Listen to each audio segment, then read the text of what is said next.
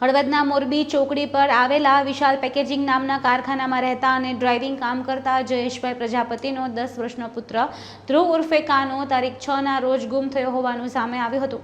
પોલીસે પ્રથમ તો નોંધ કર્યા બાદ બાળકનું અપહરણ થયું હોવાની ફરિયાદ પણ નોંધી હતી, પરંતુ આ બનાવમાં પોલીસે તેની સાવકી માતા પર શંકા જતા આગવી ઢબે પૂછપરછ કરતા હાથ ધરી હતી, જેમાં બાળકને તેની સાવકી માતાએ ધાંગધ્રા બ્રાન્ચની નર્મદા કેનલમાં ફેંકી દીધો હોવાની પોલીસ સમક્ષ કબૂલાત આપી હતી। પોલીસ દ્વારા સ્થાનિક તરવૈયાઓની મદદથી ધાંગધ્રાની નર્મદા કેનાલ બંધ કરાવી તેમાં સઘન શોધખોળ હાથ ધરવામાં આવી હતી અને 12 દિવસના અંતે બાળકની લાશ કેનાલમાંથી મળી આવી છે।